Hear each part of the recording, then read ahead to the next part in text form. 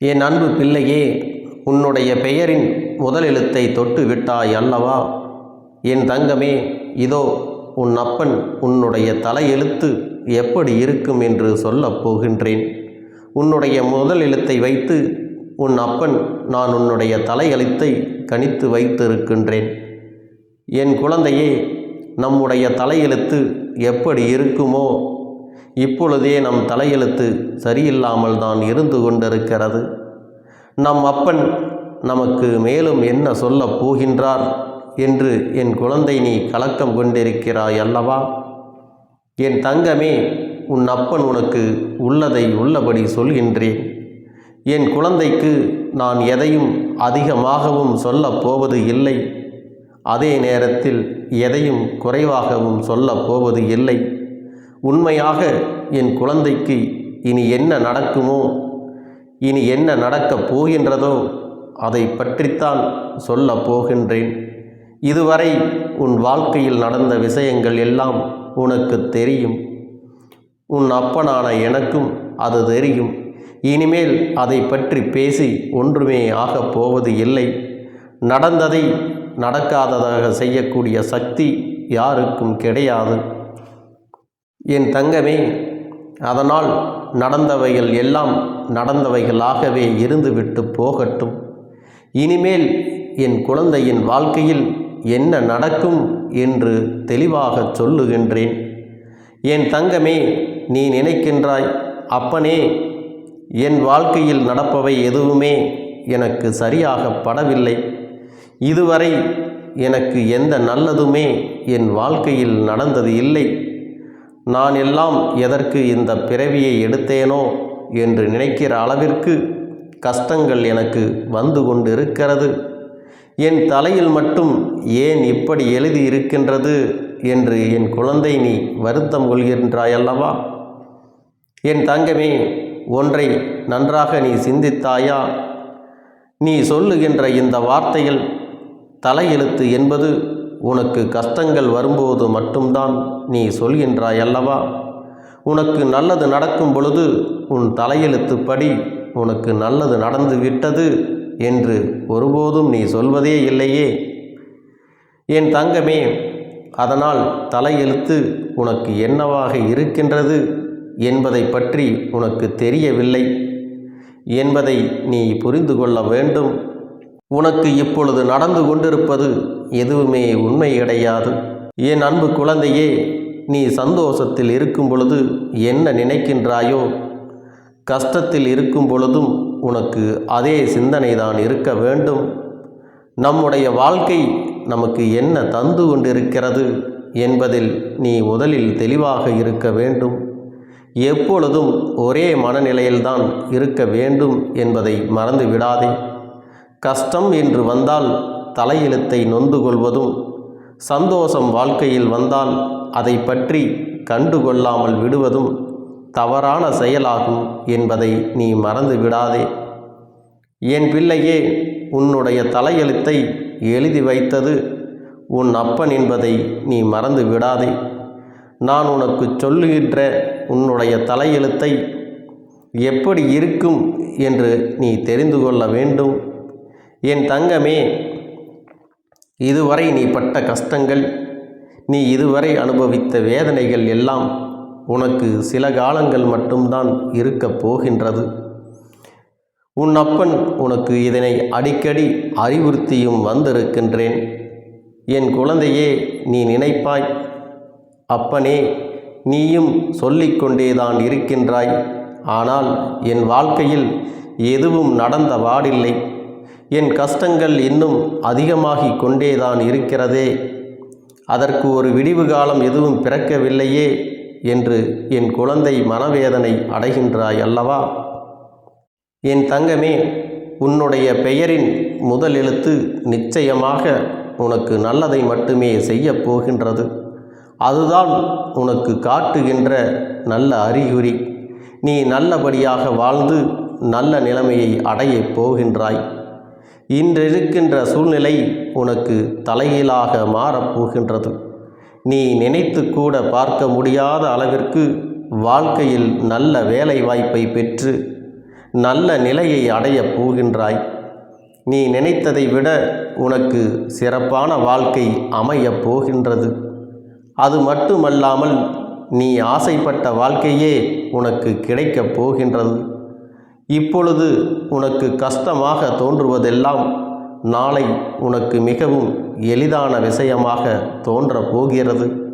இப்பொழுது நீ அடைய முடியாமல் தவிக்கின்ற விஷயங்கள் எல்லாம் நாளை நீ கேட்காமலேயே உன்னை தேடி வந்து சேரும் என்பதையும் நீ மறந்து விடாதே. நீ அப்பொழுது இத்தனை நன்மைகளை எல்லாம் அனுபவிக்கப் போகின்றாய். இதை சொல்வது உன் அப்பன் கருப்பண்ணசாமி என்பதை முதலில் நீ நினைவில் வைத்து கொள்ள வேண்டும். கருப்பன் சொல்லுகின்ற வாக்கு எதுவும் ஒருபோதும் பொய்க்காது.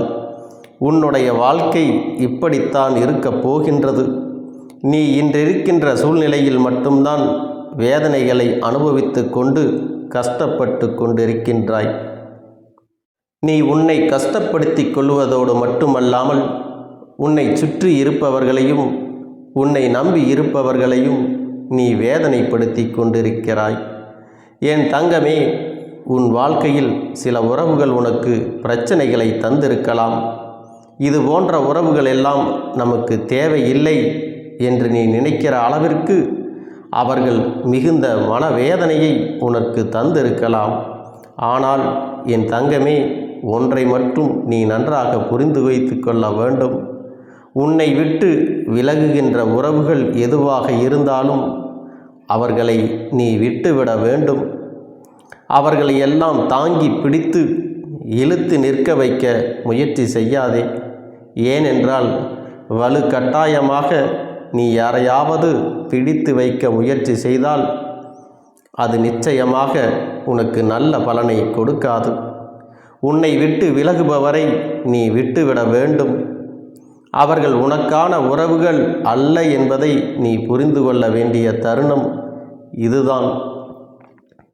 உன் மீது உண்மையான அன்பை கொண்ட உறவுகளை நீ ஒருபோதும் இழுத்து பிடிக்க வேண்டிய அவசியம் இல்லை. ஏனென்றால் அந்த உறவு உன்னை விட்டு ஒருபோதும் எங்கும் செல்லாது என்பதை நீ புரிந்து கொள்ள வேண்டும். என் தங்கமே, நீயாகவே அவர்கள் பின்னால் தேடிச் சென்று அவமானங்களை வாங்கி கொண்டு பின்னால் அப்பனே நான் அவமானப்பட்டு விட்டேன், நான் தேடிச் சென்றதும் என்னை அவமானப்படுத்தி விட்டார்கள் என்று வேதனைப்படுகின்றாயல்லவா? உண்மையில் இந்த அன்பிற்கு உன்மேல் உண்மையான அன்பு இருக்குமாயின் நிச்சயமாக எப்பொழுதாயினும் உன்னை தேடி தானே வந்துவிடும் என்ற நம்பிக்கை உனக்குள்ளே இருக்க வேண்டும். என் தங்கமே, எப்பொழுதுமே மற்றவர்களை நல்லவர்களா கெட்டவர்களா என்று பார்க்கின்ற காலங்கள் எல்லாம் தற்போது மாறிவிட்டது. இன்று இருக்கின்றவர்கள் எல்லாம் முதலில் ஒருவருடன் பழகுவதற்கு முன்பாக என்ன நினைக்கின்றார்கள் தெரியுமா? இவர் நமக்கு பிற்காலத்தில் தேவைப்படுவாரா?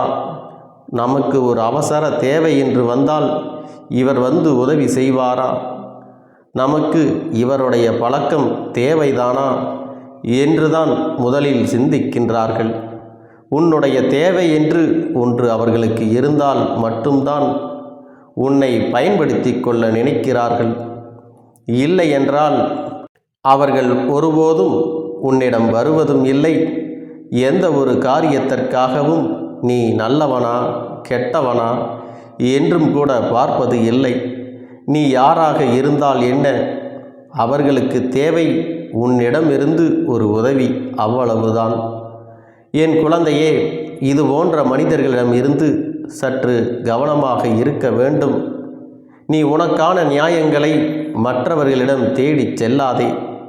ஏனென்றால் நீ தவறு செய்யாமல் வீண் பழி சுமந்து ஒரு இடத்தில் நின்று நியாயம் கேட்பாயானால் உண்மையான தவறு செய்தவனுக்கு அவன் செய்த தவறு நியாயமாக்கப்படும். அவன் பக்கம் இருக்கின்ற நியாயத்தை தான் எடுத்துரைப்பார்களே தவிர எதுவுமே செய்யாத நேர்மையான உன்னுடைய வார்த்தைகளை அங்கே ஒருபோதும் எடுபடாமல் செய்து விடுவார்கள். அது மட்டுமல்லாமல் உன்னையே பலிகடாவாக ஆக்கியிருப்பார்கள். என் குழந்தையே, இதனால் நீ வேதனைக்கு ஆளாகி மனம் நொந்து போகப் போகின்றாய். என் தங்கமே, உனக்கு உண்மையான நியாயங்களை வழங்குவது உன் அப்பன் அல்லவா? உன்னுடைய கஷ்டங்களுக்கும் நீ அப்பொழுது அனுபவித்த சோதனைகளுக்கும் நிச்சயமாக நல்ல பதில் கிடைக்கும் பொழுது என் குழந்தை, நீ உன் வாழ்க்கையில் மிகச்சிறந்த நிலையில் இருப்பாய் என்பதை நீ நினைவில் வைத்து கொள்ள வேண்டும். என் தங்கமே, நீ ஒன்றை மட்டும் மறந்து விடாதே. நீ சுயநலம் நிறைந்த மனிதர்கள் மத்தியில் வாழ்ந்து கொண்டிருக்கிறாய். நீயும் சுயநலமாக சற்று இருப்பதில் ஒன்றும் தவறில்லை. உன்னுடைய காரியங்களுக்காக, உன்னுடைய தேவைகளுக்காக மற்றவர்களை காயப்படுத்தாமல் உன்னுடைய சுயநலம் என்ற ஒன்று இருக்கிறது என்றால் அது நிச்சயமாக தவறு இல்லை. என் தங்கமே, யாரையும் காயப்படுத்தாமல், யார் மனதையும் புண்படுத்தாமல் உன்னுடைய வெற்றி இலக்கை அடைய நீ எடுக்கின்ற எந்த முயற்சிகளிலும் சுயநலம் இருக்குமானால் அது தவறு இல்லை. இந்த சுயநலம் உன்னை ஒருபோதும் வேதனைக்கு ஆளாகாது. எல்லாரும் சுயநலமாக இருக்கும் பொழுது உன்னுடைய வெற்றியை அடைவதற்குத்தானே நீ சுயநலமாக இருந்து கொண்டிருக்கிறாய் என்பதிலே நீ பெருமைப்பட்டு கொள்ள வேண்டும். என் தங்கமே, மற்றவர்களைப் போல யாரையும் கெடுக்கின்ற குணம் என் குழந்தைக்கு ஒருபோதும் வந்துவிடக்கூடாது. நீ வாழ்க்கையில் எப்பொழுதுமே மற்றவர்களை வேதனைப்படுத்திவிடக்கூடாது என்பதில் மிக மிக கவனமாக இருந்து கொண்டிருக்க வேண்டும். உன்னுடைய தலையெழுத்து நிச்சயமாக நல்ல எழுத்தாக எழுதி வைத்திருப்பது உன் அப்பன் நான் என்பதை நீ நினைவில் வைத்து கொள்ள வேண்டும். உன்னுடைய வாழ்க்கை நீ விரும்பியபடி நல்லபடியாக அமையும். எந்த தயக்கமும் உனக்கு வேண்டாம். என் தங்க பிள்ளையே, இந்த கருப்பண்ணசாமியின் ஆசீர்வாதங்களும் அன்பும் துணையும் என்றென்றைக்கும் உனக்கு முழுமையாக கிடைத்து கொண்டே இருக்கும்.